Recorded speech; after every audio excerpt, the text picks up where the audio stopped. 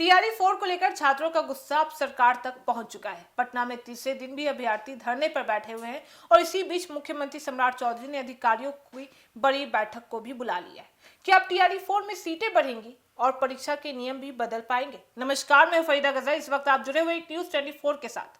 देखिए, बिहार में शिक्षक भर्ती की तैयारी कर रहे हजारों अभ्यर्थियों के लिए टीआरई 4 इस वक्त सबसे बड़ी चर्चा का विषय भी बना हुआ है। पटना के गर्दनी बाग में अभ्यर्थियों का आंदोलन लगातार तीसरे दिन भी जारी चल रहा है। छात्र एक ही चरण में परीक्षा कराने और नेगेटिव मार्किंग हटाने की मांग कर रहे हैं। इसी बीच मुख्यमंत्री सम्राट चौधरी ने शिक्षा विभाग और बीपीएससी के वरिष्ठ अधिकारियों के साथ बैठक भी बुला लिया है। दरअसल बता देते हैं कि टीआरई 4 का नोटिफिकेशन जारी होने के बाद से अभ्यर्थियों के बीच कुछ नियमों को लेकर नाराजगी भी सामने आई है। छात्रों का कहना है कि परीक्षा का पैटर्न उनकी उम्मीद के मुताबिक नहीं है। खास तौर पर वे चाहते हैं कि टीआरई 4 की परीक्षा एक ही चरण में कराई जाए। इसके साथ ही अभ्यर्थियों की दूसरी बड़ी मांग नेगेटिव मार्किंग को लेकर भी किया जा रहा है। देखिए, छात्रों का कहना है कि परीक्षा में नेगेटिव मार्किंग का नियम नहीं होना चाहिए। इन्हीं मांगों को लेकर बड़ी संख्या में अभ्यर्थी पटना के गर्दनी बाग में धरने पर बैठे हुए हैं। आंदोलन अब तीसरे दिन भी पहुंच चुका है।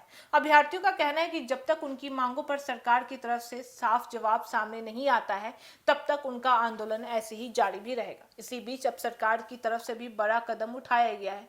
मुख्यमंत्री सम्राट चौधरी ने टीआरई 4 को लेकर शिक्षा विभाग और बीपीएससी के वरिष्ठ अधिकारियों की बैठक भी बुला लिया है। इस बैठक में छात्रों की मांगे और शिक्षक भर्ती से जुड़े हुए दूसरे मुद्दों पर चर्चा होने की उम्मीद भी बढ़ गई है।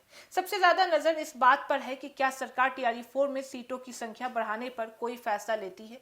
अगर सीटें बढ़ती हैं तो इसका सीधा फायदा भर्ती की तैयारी कर रहे अभ्यर्थियों को मिल सकता है। हालांकि बता देते हैं कि अभी सीटें बढ़ाने को लेकर कोई भी अंतिम फैसला सामने नहीं आ पाया है। इसके अलावा परीक्षा के पैटर्न और नेगेटिव मार्किंग जैसे मुद्दे पर भी बैठक में चर्चा का हिस्सा भी बन सकता है।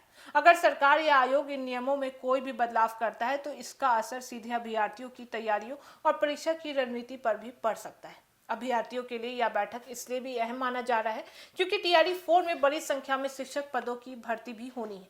लंबे समय से भर्ती का इंतजार कर रहे उम्मीदवार अब चाहते हैं कि परीक्षा की प्रक्रिया साफ और उनके लिए आसान तरीके से आगे भी बढ़ सके। देखिए, फिलहाल सरकार की बैठक के बाद ही तस्वीर पूरी तरह से साफ भी हो पाएगी। छात्रों को सबसे ज्यादा इंतजार इस बात का है कि उनकी दो मुख्य मांगे, एक एकल परीक्षा और नेगेटिव मार्किंग हटाने पर सरकार का क्या फैसला लेती है, साथ ही सीटें बढ़ाने को लेकर भी कोई घोषणा होती है या नहीं, इस पर अब सबकी नजर भी टिकी हुई रहेगी।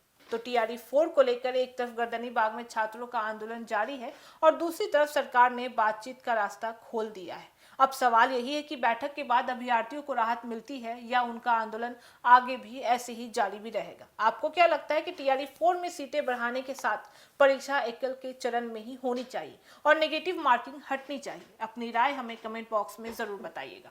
तो फिलहाल इस खबर में बस इतना ही। बाकी ऐसी तमाम खबरों के लिए देखते रहिए न्यूज 24। हर खबर सबसे पहले सबसे सटीक। वीडियो को लाइक करें, शेयर करें और चैनल को सब्सक्राइब करना ना भूलें। धन्यवाद।